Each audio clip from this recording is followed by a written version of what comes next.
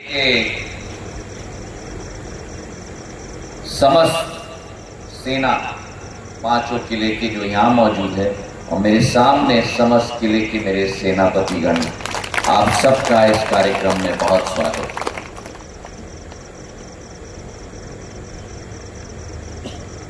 मैंने चुनाव के समय में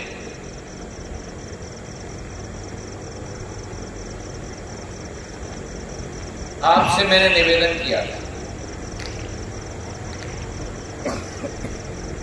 मैंने आपसे चुनाव के समय में कहा था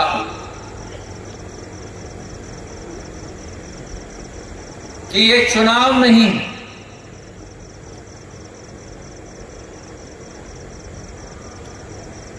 2000 साल पहले हमारी भारत माता विश्व पटल पर राज करती थी। विश्व का 25% घरेलू उत्पादन का दर भारत माता के खजाने से आता था।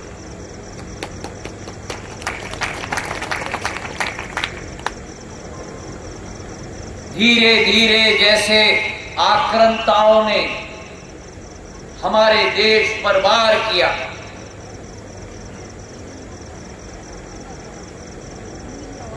हमारे देश के खजाने पर नरसंहार किया,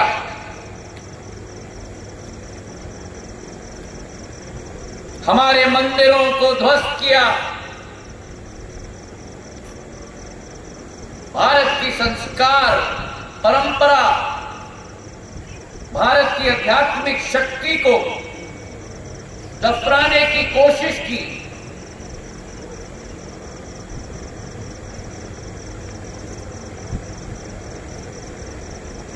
हमारे धर्म में कहा जाता है कि समय का चक्र होता है। मेरे भाई और बहनों, वो समय का चक्र आज पूरा हो रहा है। भारत माता दोबारा अग्रसर हो रही है। भारत माता अपनी परंपरा, अपनी क्षमता, अपनी शक्ति के आधार पर विश्व पटल पर उजागर हो रही है।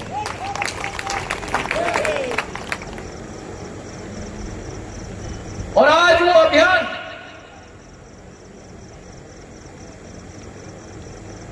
वो श्रृंखला, वो सोच, वो विचारधारा हमारे देश के प्रधानमंत्री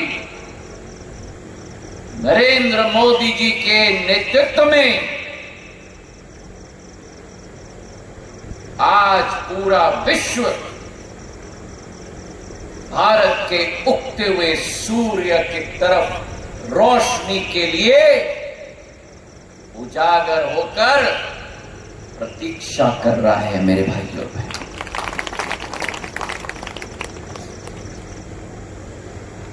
तो ये चुनाव नहीं था,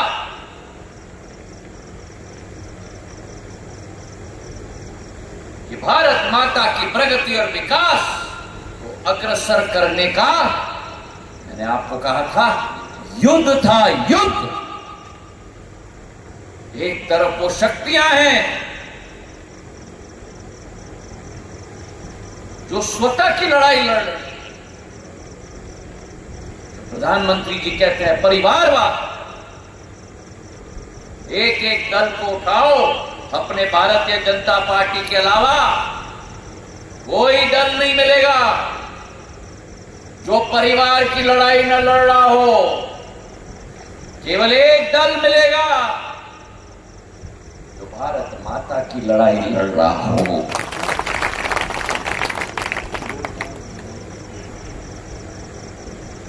न जात न पात, न मेरा न तेरा,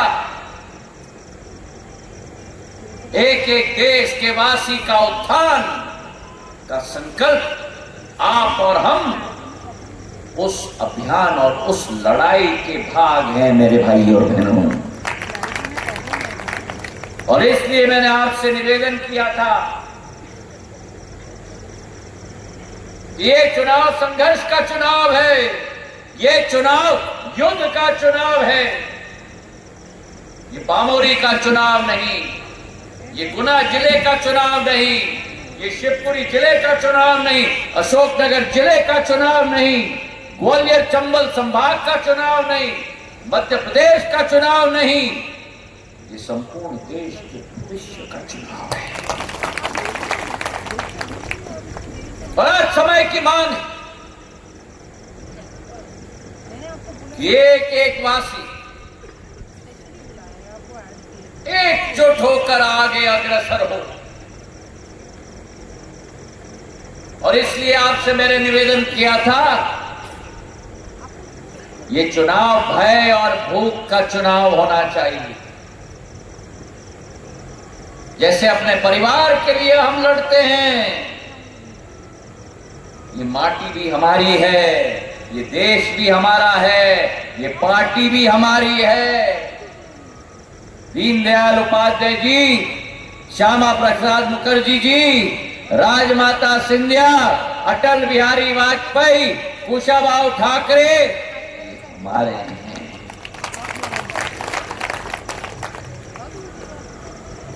और जो निवेदन मैंने अपने सर सेनापतियों से किया,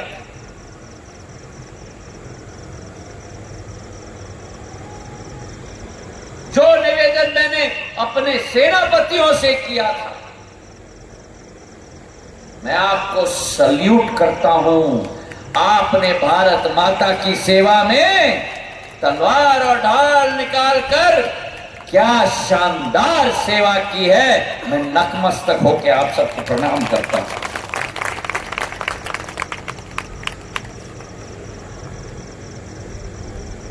और चुनाव के समय में मैंने आपसे कहा था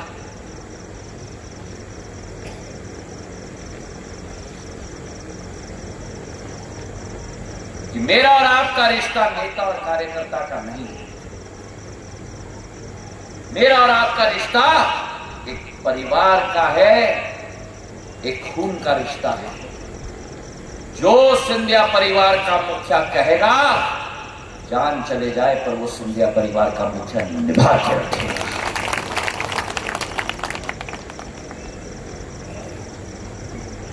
मेरी जीवन की सबसे बड़ी पूंजी आपके साथ जो आत्मीयता का संबंध है, वो मेरी जीवन की सबसे बड़ी पूंजी। ना मुझे पद की लालसा है, ना कुर्सी की लालसा है, पर जिंदगी में कुछ लालसा होनी चाहिए। लालसा है तो आपके दिल में मुझे स्थान मिल जाए, उस बात की मुझे जरूर लालसा है। एक भी व्यक्ति मेरे क्षेत्र का बीमार हो, मेरा दिल उतना ही धड़कता है जितना मेरा परिवार का सदस्य बीमार हो। एक भी मेरे क्षेत्र के व्यक्ति की हानि हो, मेरा दिल उतना ही रोता है जितना मेरा स्वयं परिवार की हानि हो। और एक भी मेरा धार्मिक स्थान का उल्लंघन करने के लिए किसी की भी हिम्मत हो, उस लड़ाई को मैं अंतिम सांस तक लड़ूंगा। जैसे अभी बजरंगगढ़ में हुआ था, हनुमान टेकरी में हुआ था। भगवान हनुमान के दरबार में किसी की जरूरत हुई, और वो भी रात के अंधेरे में काले कपड़े पहनकर, मुंह ढकाकर। और ये देखो जरूरत, पहले दर्शन करके उसके बाद भगवान का वस्त्र उतारना, इससे बड़ी इज्जत की बात नहीं हो सकती हमारे देश में। और आज एसपी साहब और कलेक्टर साहब यहाँ हैं। मैं चाहूंगा कि दोनों खड़े हों और जनता के तरफ से तालियों की गड़गड़ाहट से उनको धन्यवाद दिया जाए। पूरी फौज को, जिन्होंने दिन नहीं देखा, रात नहीं देखा, लेकिन जब तक हमारे हनुमान टेकरी जी के महाराज के सारे वस्त्र वापस न लाए, ना कलेक्टर साहब, ना एसपी साहब सोए, ना किसी को सोने दिया, और पूरी फौज को मेरे तरफ से तालियों की गड़गड़ाहट से हम लोग धन्यवाद हैं।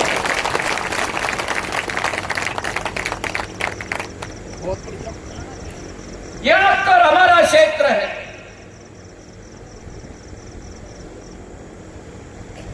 यहाँ का मंदिर हमारा घर का मंदिर है। यहाँ की सड़कें हमारे घर के बाहर की सड़कें हैं। यहाँ की तालाब मेरे पूर्वजों के समय से बसाई हुई है।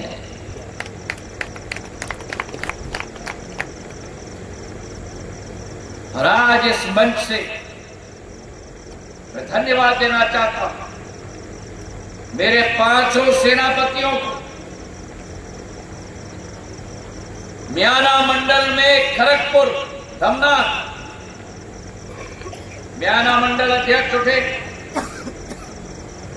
और मेरे बूथ अध्यक्ष उठे पहलवान सिंह जी और बलबीर सिंह जी। दोनों ने जो करिश्मा करके दिखवाया, पूरे विधानसभा में नंबर 1 की पोलिंग इन दोनों की रही है मेरे भाई और बहन। 667 वोट है इस किले पर, और जो बलवीर ने और इनकी टीम ने करके दिखाया है, ये कोई यज्ञ से कोई कमी नहीं है। यज्ञ में क्या होता है? भगवान से पूजा अर्चना करते हैं, और यज्ञ समापन में क्या होता है? एक एक व्यक्ति अपनी आहुति देते हैं। बलबीर ने यज्ञ का संचालन किया है अपनी समूची टीम। मेरी कहां है टीम? उठ जाए पूरी। धमनार की टीम उठे, जो आए यहां, कोई नहीं और कोई नहीं आया। यज्ञ का संचालन किया है और आहुति दी है। 667 में से 534 ने आहुति दी, और 534 में से 506 ने भारतीय जनता पार्टी के पक्ष में आहुति दी। तालियों की गड़गड़ाहट से इनका उत्साहवर्धन किया जाए। पूरे विधानसभा में नंबर 2 कौन? सिरसी मंडल। और सिरसी मंडल के मेरी उमरी हेमंत और हेमंत की पूरी टीम, ओझा की पूरी टीम, कुल मिलाकर उमरी में 600 लोगों ने आहुति दी, और 600 में से 556 ने भारतीय जनता पार्टी के पक्ष में आहुति दी। तालियों की गड़गड़ाहट से दूसरे नंबर का पोलिंग, तीसरे नंबर का पोलिंग फतेहगढ़ मंडल रिंकू, और रिंकू के साथ मामला कि मेरे सेनापति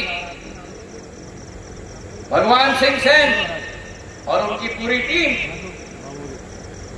बधाई मैं आपको देना चाहता हूं। मामला ऐसा हुआ कि 501 लोगों ने आहुति दी, उसमें से 459 ने भारतीय जनता पार्टी के पक्ष में आहुति। 4 नंबर पर बमोरी मंडल सिलावटी रामपुर हरि सिंह जी की, और सिलावटी रामपुर में राजेंद्र लोधा जी और उनकी पूरी टीम सेनापतियों की, और सिलावटी में 754 लोगों ने आहुति दी, जिसमें से 670 लोगों ने भारतीय जनता पार्टी के पक्ष में आहुति।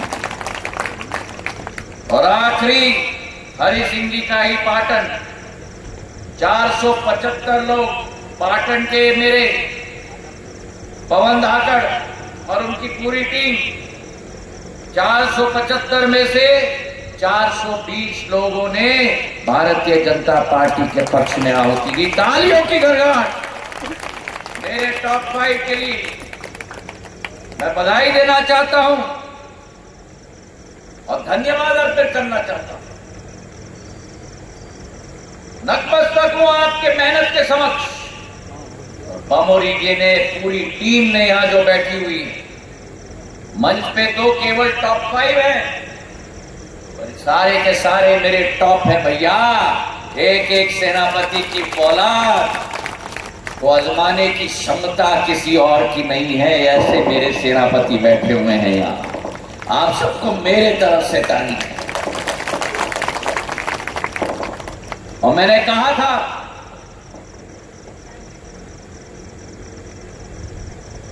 प्रशंसा पत्र मैं अपने हाथ से दूंगा।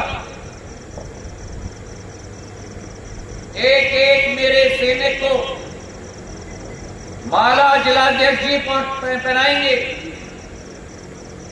आपकी कहानी हम सुनेंगे नीचे बैठ के। याद रखना मेरे भाइयों और बहनों, अगर ये और आप नहीं है तो ना कोई नेता है और ना कोई पार्टी है।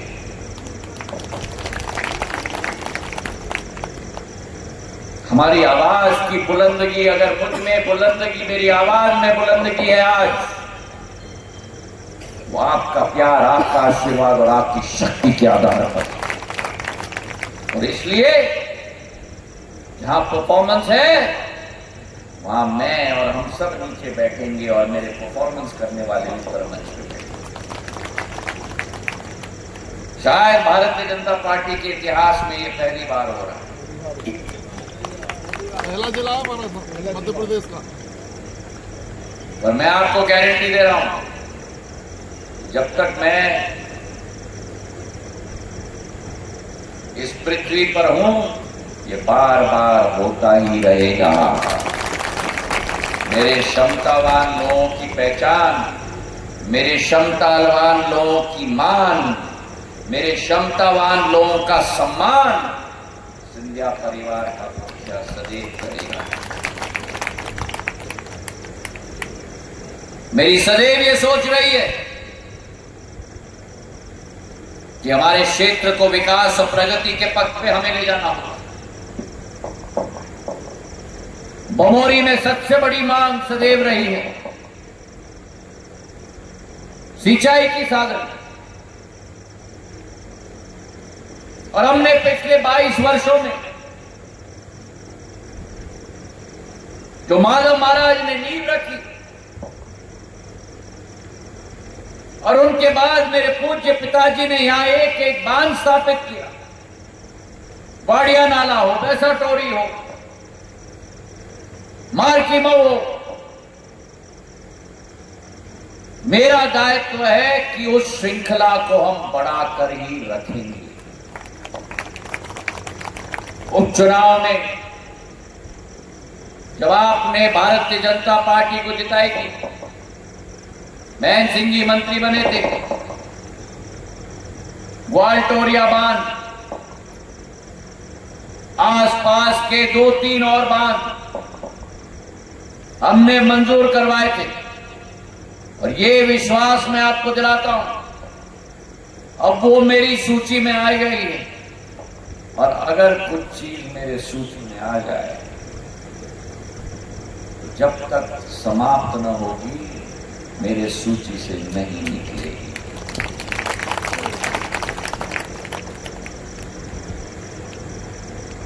भारतीय जनता पार्टी के मुख्यमंत्री के साथ पहले शिवराज सिंह जी, अब मोहन यादव जी के साथ बड़े महाराज के नाम पर श्रीमंत माधवराव सिंधिया सिंचाई बृहद परियोजना पूरे संभाग के लिए हमने स्वीकृत करवाई।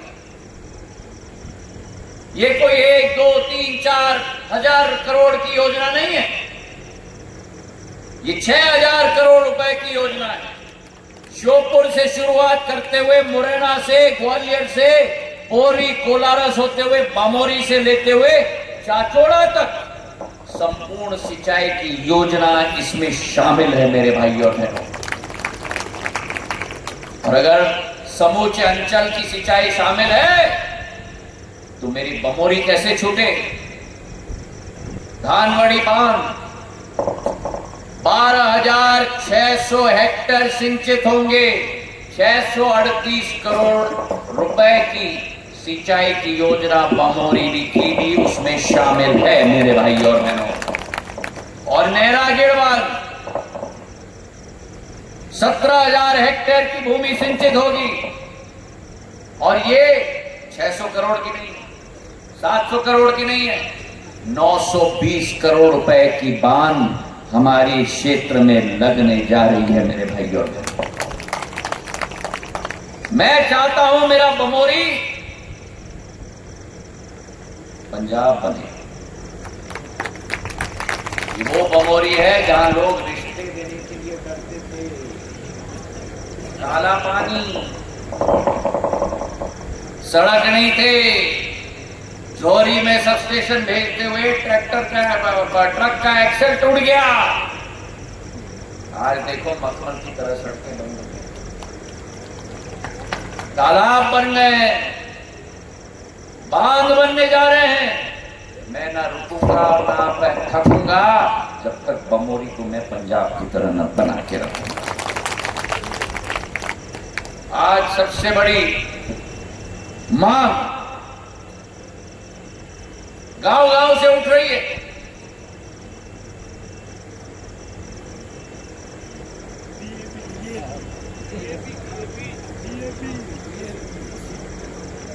मैं दूरसंचार का मंत्री हूं, उत्तर पूर्वी राज्यों का प्रभार है, 8 राज्यों का।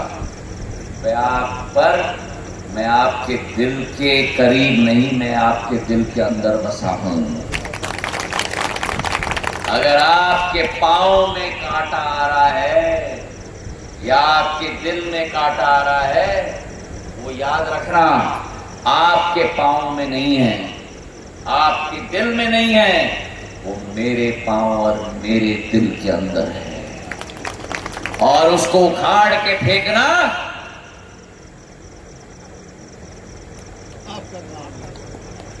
बोलो आपका काम है।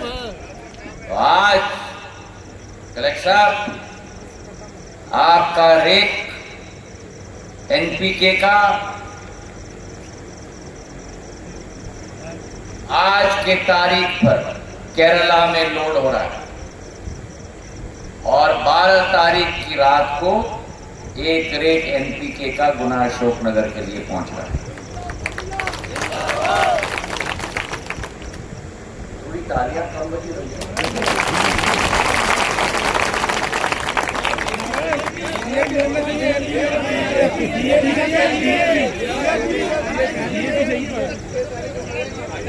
क्या बोला था मैंने आपको? उसके पहले क्या बोला था? उसके पहले क्या बोला था? क्या बोला था मैंने?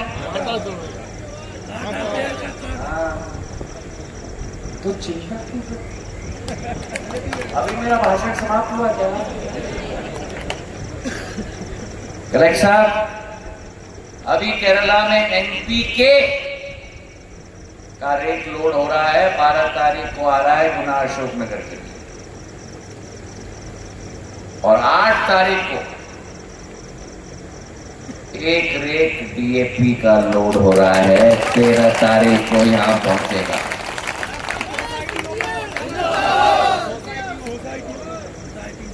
अब तालियां बजेगी। मैंने बोला था ना, मैं दूर संचार का मंत्री हूं, लेकिन आपसे दूर नहीं हूं, आपके दिल के अंदर बैठा हूं। चुनाव के समय में जरा वितरण कैसा देख लीजिएगा, कुछ भी गलत काम ना हो, सही तरीके से मेरे एक एक अन्नदाता के यहां पहुंचे। कोई भी अगर काला बाजारी करेंगे एसपी साहब, उसको तो ऐसा लॉक करके डाल दो कि चाबी ही सिंध नदी में फेंक देना।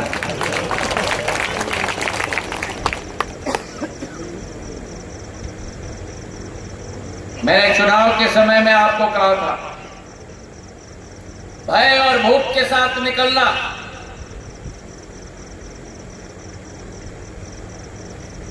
आपने अपना काम कर लिया।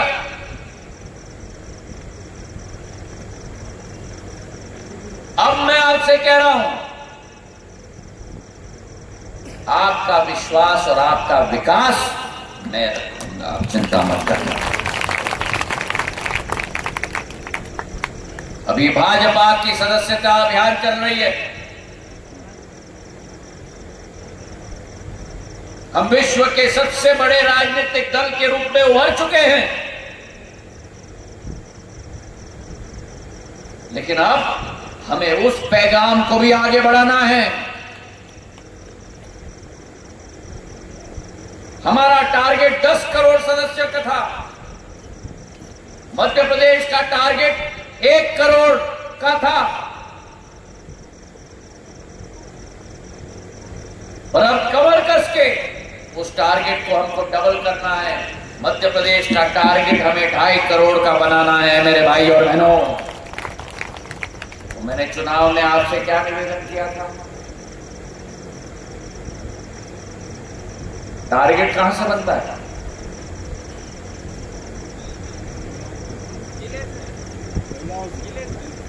जिले से बनता है। मेरे सेनापतिगण, कहां से बनता है टारगेट? पोलिंग क्या चीज होती है? पोलिंग क्या चीज होती है?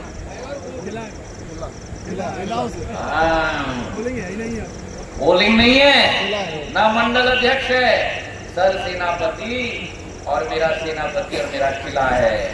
तो टारगेट बनती है तो ना प्रदेश से बनती है, ना जिले से बनती है, ना विधानसभा से बनती है, किले से बनती है। और अभी बमोरी पुराने टारगेट में ही हम लोग 20,000 पीछे हैं। 70,000 हमारी टारगेट है, हम 50,000 पर चल रहे हैं। गुना का टारगेट 72,000 था, गुना 82,000 पे चल रही है। अशोकनगर का टारगेट 70 था, अशोकनगर 75,000 पे चल रही है। शिवपुरी का टारगेट 80 था, शिवपुरी 85,000 पे चल रही है। तो फिर अगर बमोरी का टारगेट 70 है तो आप 50 पे कैसे चल रहे हो?